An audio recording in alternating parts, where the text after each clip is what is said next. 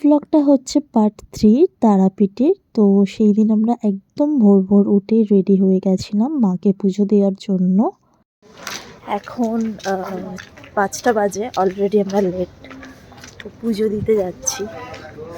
ঠান্ডা এখানে সেরকম একটা নেই, কিন্তু আমার জানি না কেমন ঠান্ডা লাগছে।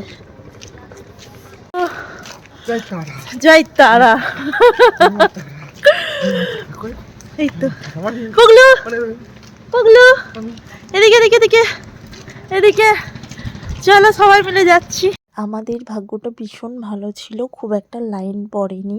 7টার মধ্যে আমাদের পুজো কমপ্লিট হয়ে গেছিলো, তারও আগে 6:30 ওরকম। তো ভালো করেই বেশ সুন্দর করে আমরা পুজো দিয়েছি। এটা হচ্ছে আমাদের ডালা, সবারই ডালা এক জায়গায় আছে। অবশেষে আমাদের পুজো দেওয়া কমপ্লিট হয়ে গেছে। আর তোমরা অনেকেই জেনে থাকবে মা তারার কাছে গেলে ফোন অ্যালাউ করে না, ওটা জমা রেখে যেতে হয়। সবাই ধূম মোমবাতি এক এক করে জ্বালাতে থাকলাম আমরা। থাকার পর তোমাদেরকে মন্দিরটা একবার দেখিয়ে দিই। এই যে সেই মন্দির, মা তারার মন্দির। তারপর আমরা এখানে একটু ফটোশুট করে নিচ্ছিলাম সবাই ফ্যামিলি মিলে। তো চলো দেখা হচ্ছে নেক্সট পার্টে। আর তোমাদের সবাইকে বলে রাখি, তোমরা অনেকেই আমাকে জিজ্ঞাসা করেছিলে যে তোতা পাখির অন্নপ্রাশনটা আমরা কিভাবে এখানে করেছি। তো নেক্সট পার্টে আমি সব বলবো। চলো টাটা।